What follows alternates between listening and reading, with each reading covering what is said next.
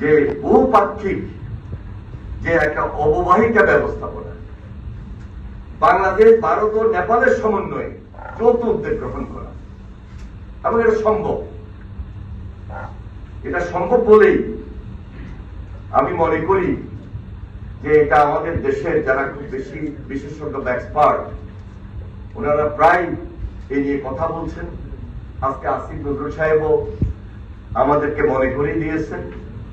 আমি ওনার সঙ্গে এই ব্যাপারে আরো শেয়ার করব। উনি যেহেতু বিশাল এবং বিশদভাবে রিসার্চ করেছেন, ওনার অনেকগুলো পাবলিকেশন রয়েছে, সুতরাং তার এই পরামর্শ আমাদের কাছে অনেক বেশি প্রয়োজন হবে এই মুহূর্তে। সর্বশেষ প্রাতিষ্ঠানিক সক্ষমতা যেটা, সেটা হলো নবায়নের অজুহাতে মৌলিক ত্রুটিগুলো এড়িয়ে না যাওয়া এবং যৌথ নদী কমিশনের উপযুক্ত ব্যক্তিদের পদায়নের মাধ্যমে কমিশনকে সক্রিয় করা। এটাও আমাদের নজরে আছে, আমরা নজরে রেখেছি। আজকের এই সেমিনার আমি মনে করি সামনে আমাদের এই চুক্তি হওয়ার ক্ষেত্রে, চুক্তিটাকে এস্টাবলিশ করার ক্ষেত্রে অনেক অনেক বেশি সহায়ক। প্রফেসর বুরহানুদ্দিন খান তার বক্তব্যে আরো কিছু বলবেন, এবং আপনাদের থেকেও নিশ্চয়ই এমন কিছু পয়েন্ট আসবে যেগুলো আমরা শেয়ার করব, নোট করব। আমাদের হাতে এখনো যে সময়টা আছে, আমরা যেন কোনোভাবেই আমাদের এই বাংলাদেশের মানুষ আমাদের স্বার্থ থেকে আমরা সরে না যেতে পারি, স্বার্থটা রক্ষা করতে পারি। আপনাদের বক্তব্যগুলো আমাদের জন্য অনেক অনেক বেশি সহায়ক হবে। আমাদের জন্য সামনে অনেকগুলো চ্যালেঞ্জ আছে, কারণ আপনাদের মনে আছে 17 বছরের মধ্যে অনেকগুলো নির্বাচন হয়েছে।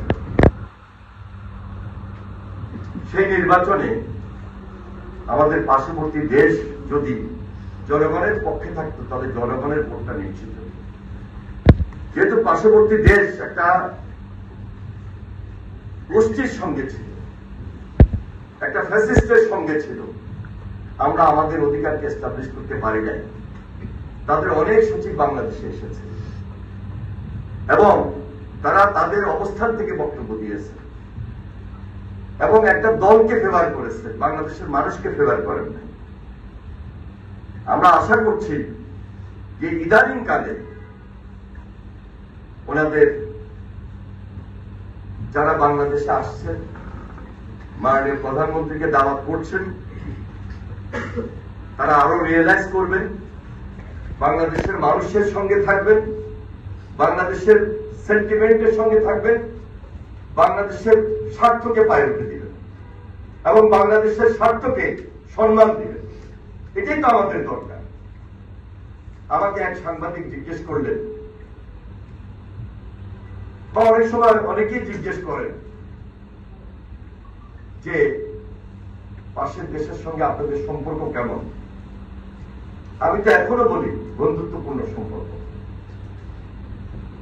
কিন্তু আমার স্বার্থটা আগে, আমার রাইট এস্টাবলিশ করার জন্য বন্ধুদের সহযোগিতা আরো বেশি প্রয়োজন।